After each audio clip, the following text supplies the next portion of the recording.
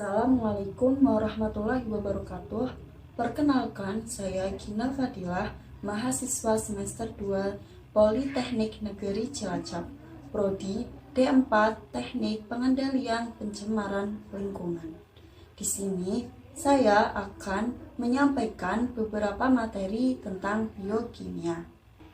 Yang pertama yaitu biokimia dan ruang lingkupnya. Biokimia merupakan jembatan antara kimia dan biologi. Secara sederhana dapat didefinisikan sebagai kimia dari kehidupan atau biochemistry is chemistry of life, yaitu ilmu yang mempelajari reaksi pada makhluk hidup. Biokimia merupakan disiplin ilmu yang menggunakan prinsip bahasa kimia untuk menjelaskan makhluk hidup. Biokimia dipelajari pada berbagai bidang yang berhubungan dengan makhluk hidup, seperti kedokteran, pertanian, peternakan, perikanan, pangan, kesehatan, farmasi, dan kelautan. Dengan mempelajari biokimia, kita dapat melihat dan merasakan begitu sangat menakjubkan proses kimia yang terjadi pada makhluk hidup. 3 topik utama pada biokimia yaitu 1. Struktur biokimia yang difokuskan pada struktur molekul penyusun makhluk hidup yang dikaitkan pada hubungan antara struktur molekul dan fungsi biologi molekul penyusun makhluk hidup. Yang kedua, proses metabolisme yang terjadi pada makhluk hidup dan regulasinya serat energi yang terlibat.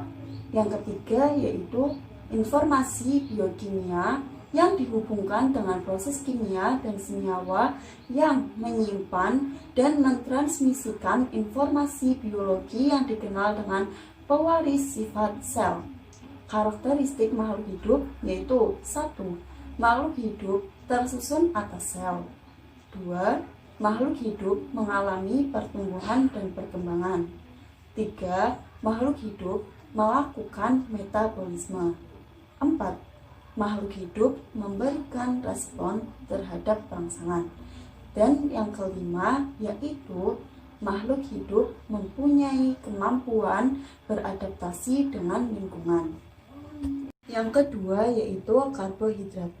Karbohidrat atau sakarida adalah komponen esensial semua organisme hidup.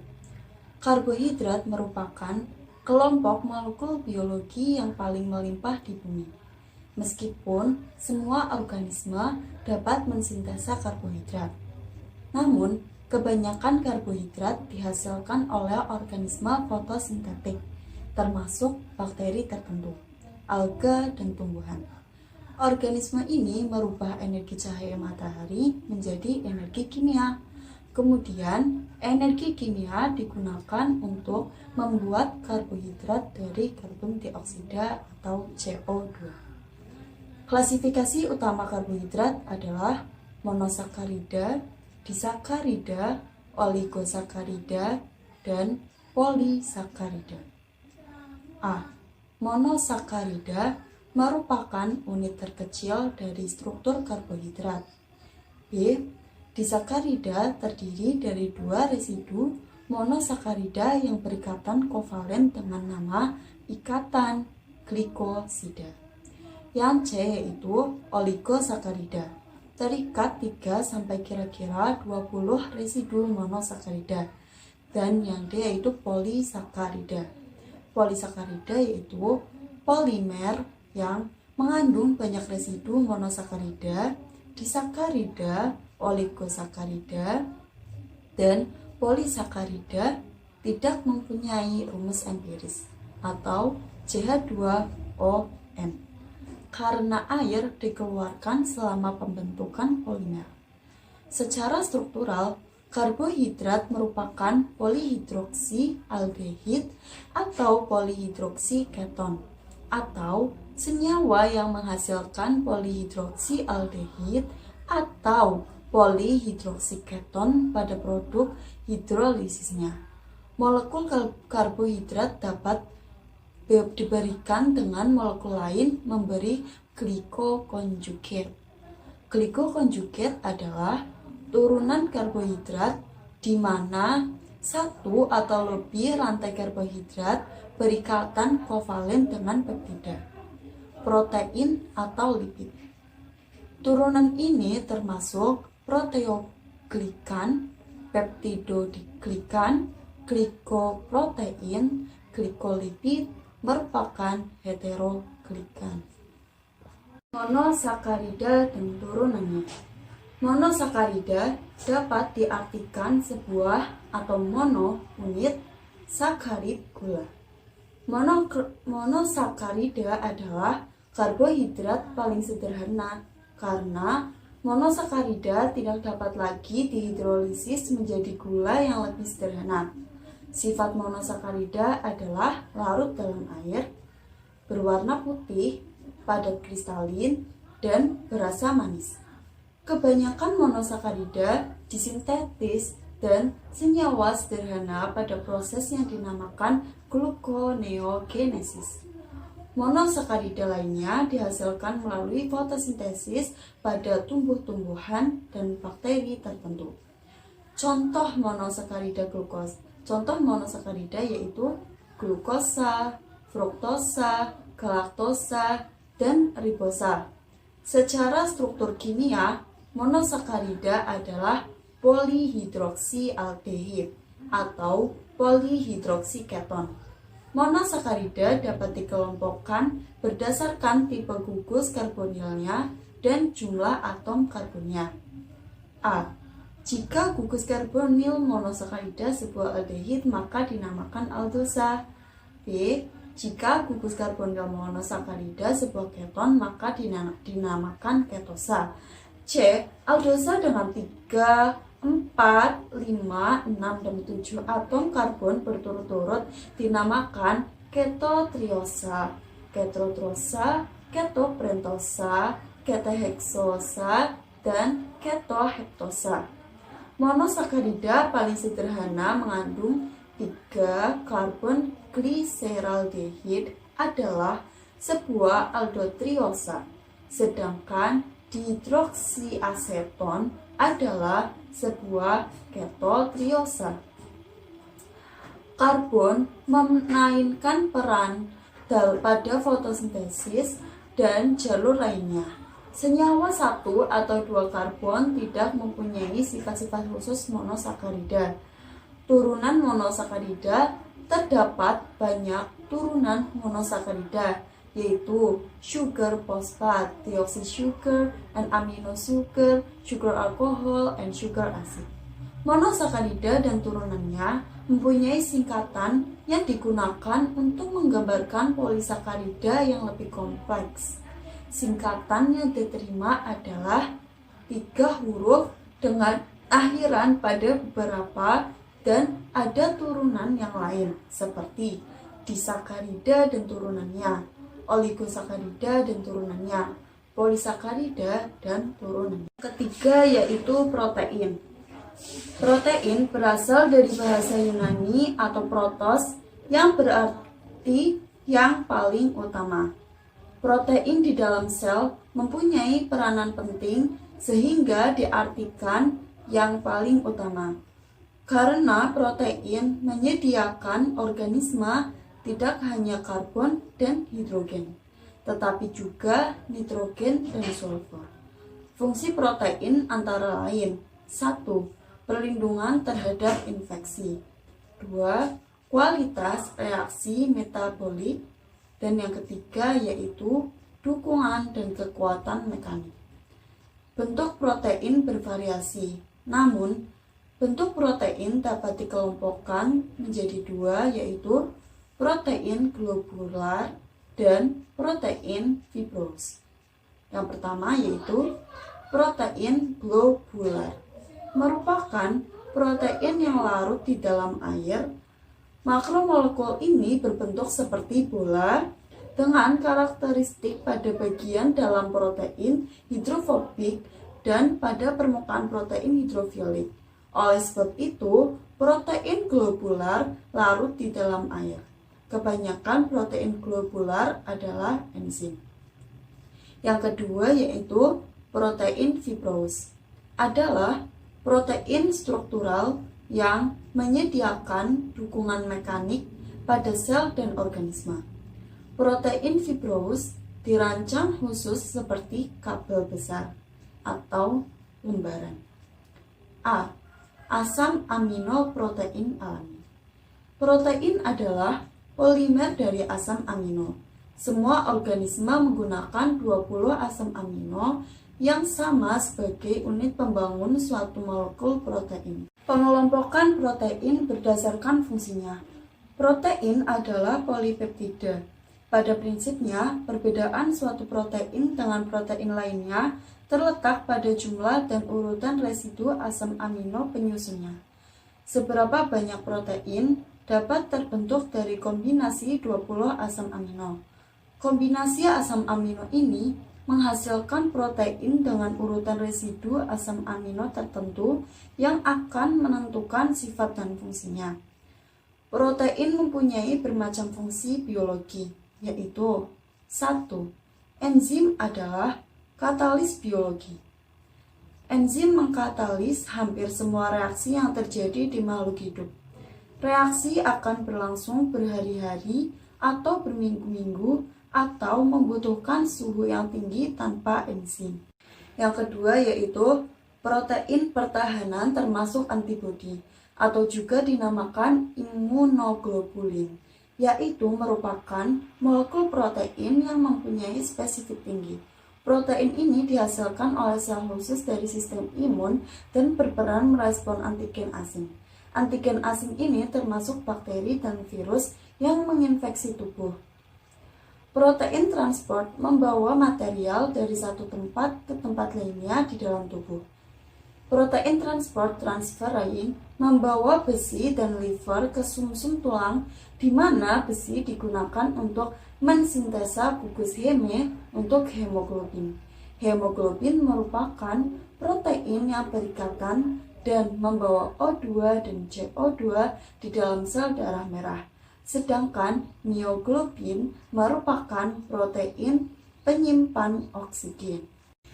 3. Protein pengatur mengontrol banyak aspek dari fungsi sel termasuk metabolisme dan reproduksi, suhu tubuh, pH darah, kadar glukosa darah harus diatur dengan hati-hati. Banyak hormon yang mengatur fungsi tubuh seperti insulin, glikagon adalah protein.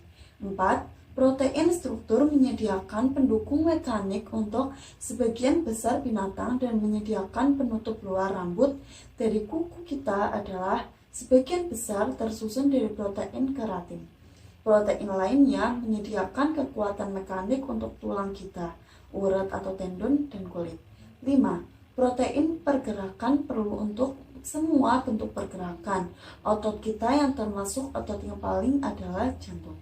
Berkontraksi dan berekspansi melalui interaksi dari protein aktin dan miosin.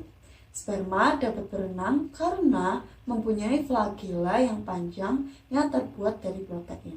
Protein nutrien menyediakan asam amino untuk embrio dan janin. 7.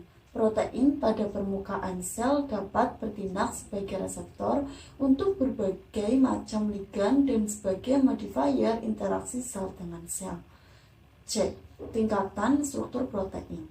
Molekul protein memiliki 4 tingkatan struktur, yaitu struktur primer, struktur sekunder, struktur tersier, dan struktur kuartener. D. Protein globular, mioglobin, dan hemoglobin. Mioglobin adalah protein pertama yang diketahui struktur tersier lengkapnya.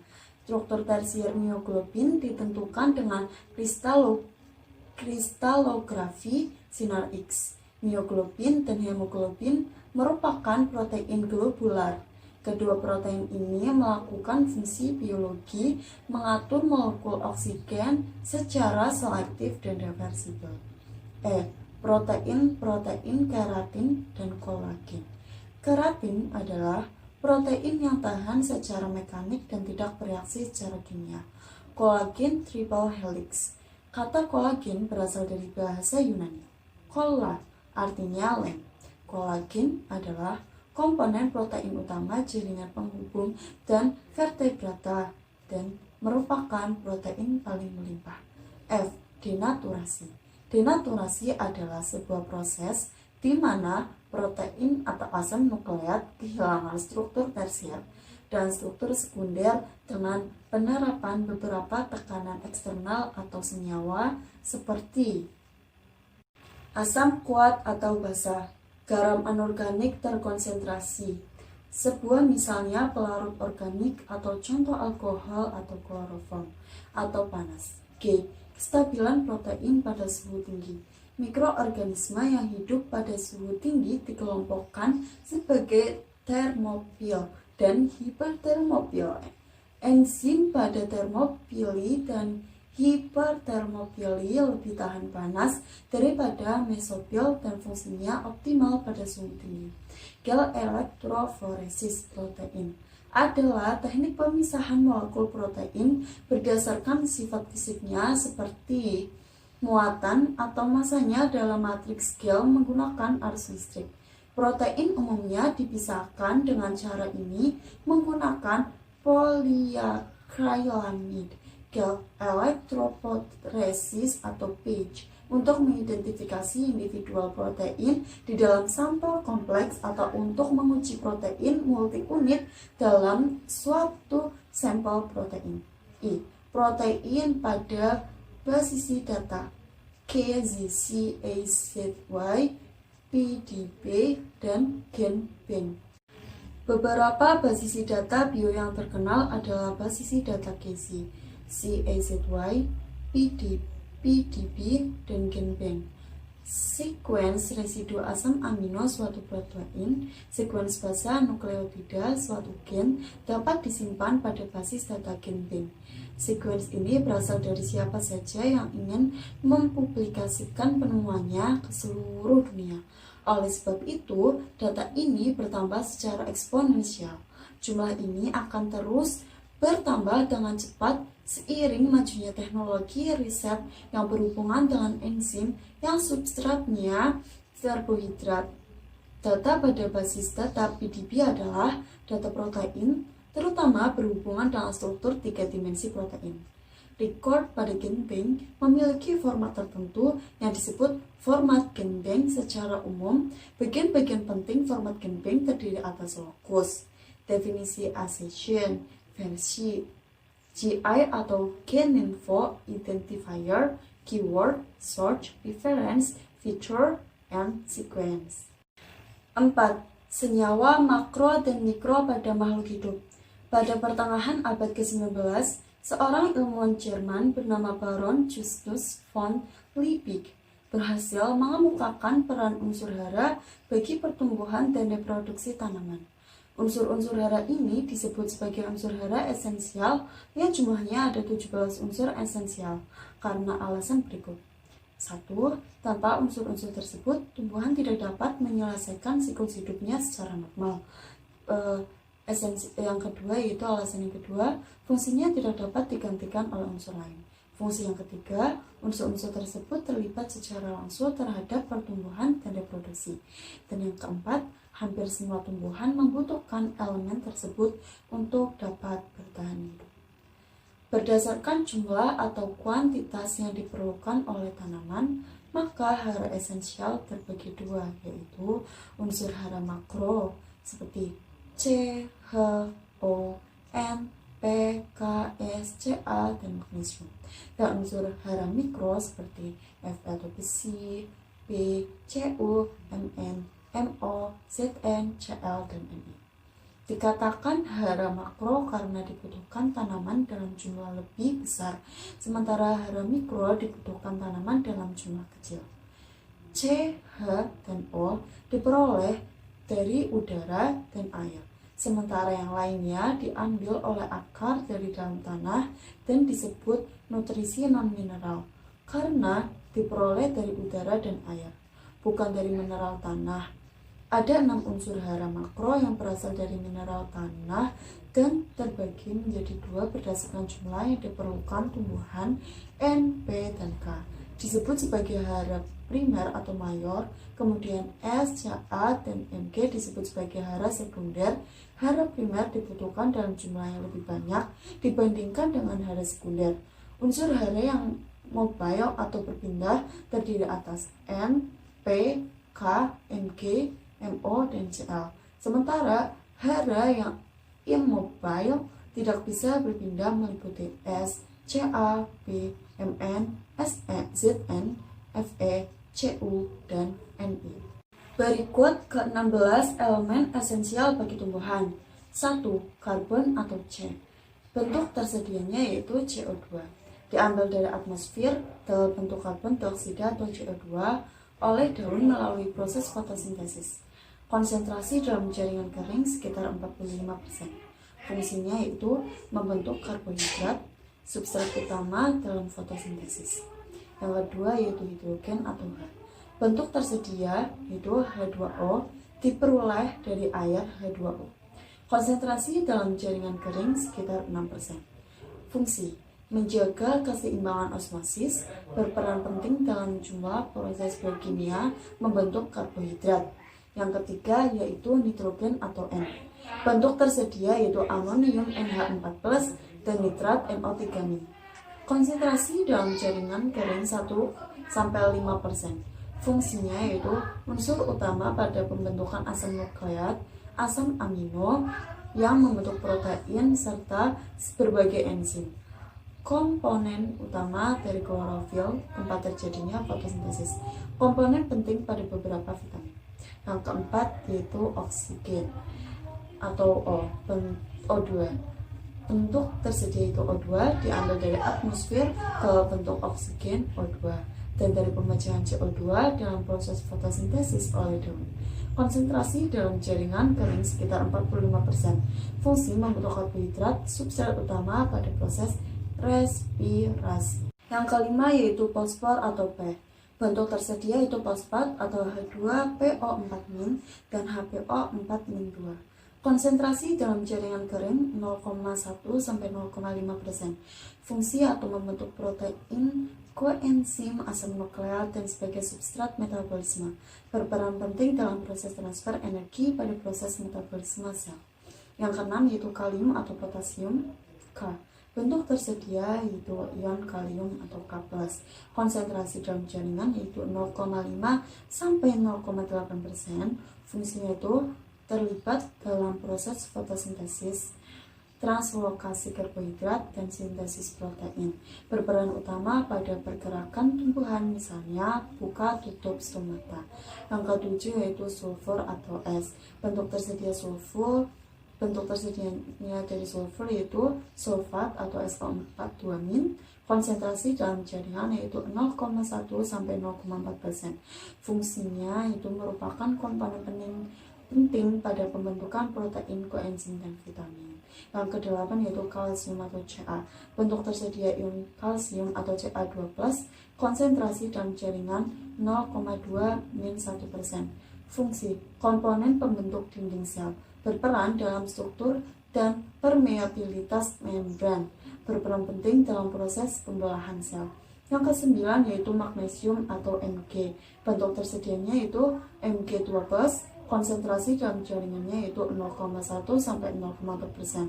Fungsinya yaitu sebagai aktivator enzim atau komponen dari klorofil.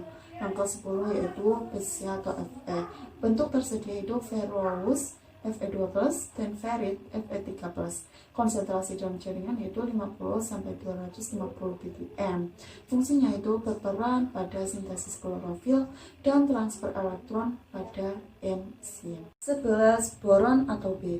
Bentuk tersedia yaitu asam borit atau H3PO3 dan borat H2PO3-. Konsentrasi dalam jaringan 6-60 ppm.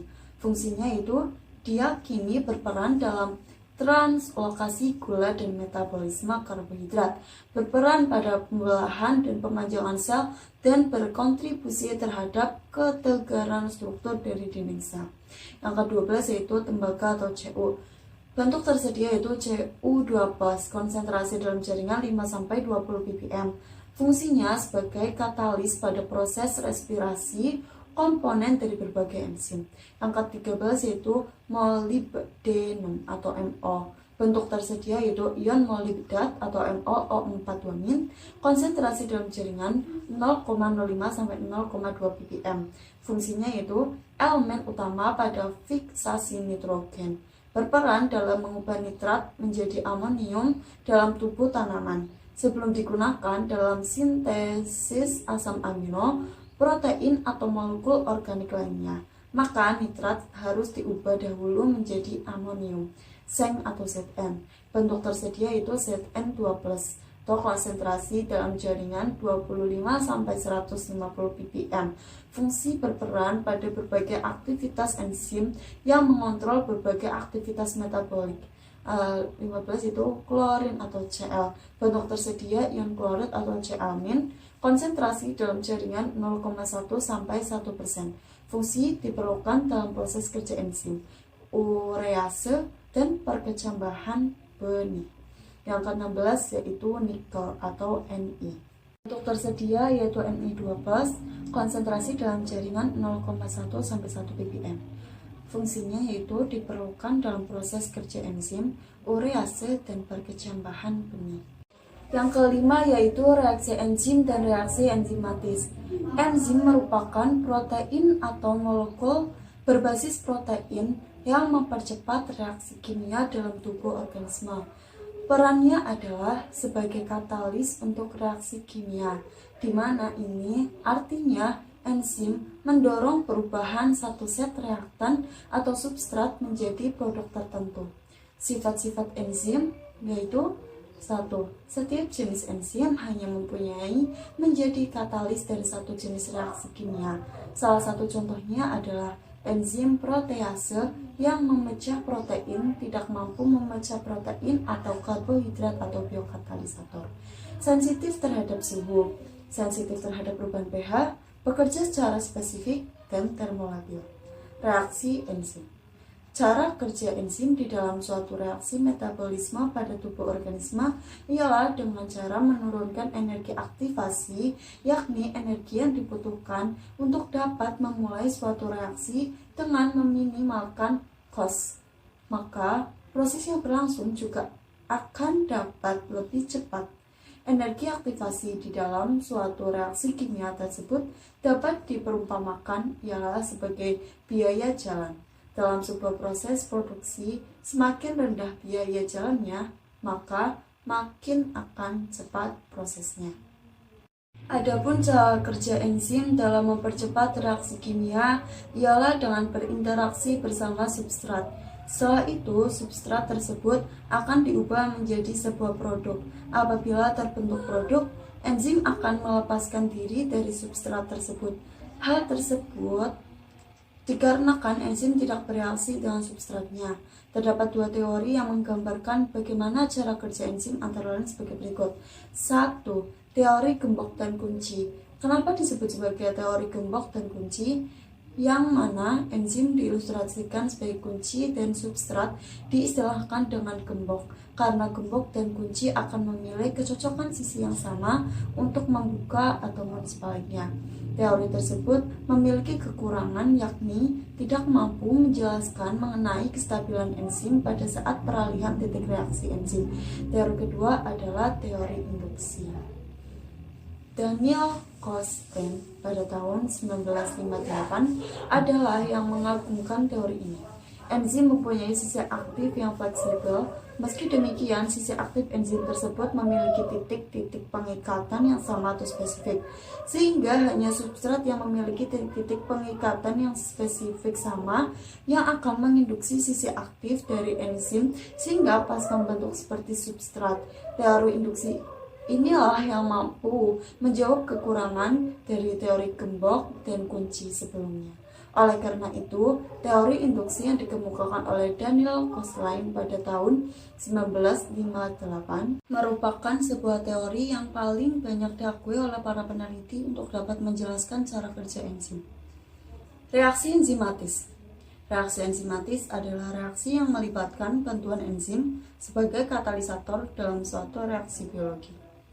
Enzim memberikan suatu lingkungan yang spesifik di dalam sisi aktifnya, sehingga reaksi secara anorganik dapat lebih mudah terjadi.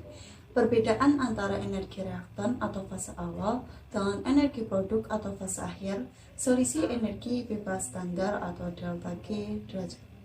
Enzim mempercepat reaksi tetapi tidak mengubah kesetimbangan reaksi atau delta G derajat. Cara kerja enzim yaitu count. Substrat terikat atau interaksi non-kovalen E plus S, ES, EP, E plus P. Kekuatan enzim dalam mengkatalis suatu reaksi atau kemampuan enzim membawa substrat bersama-sama pada orientasi yang tepat untuk terjadinya suatu reaksi. Substrat terikat pada atau sisi aktif cekukan pada protein yang berisi asam amino yang penting untuk terjadinya reaksi kimia. Sekian dari saya. Terima kasih bagi teman-teman yang telah menonton video saya. Akhir kata, wassalamualaikum warahmatullahi wabarakatuh.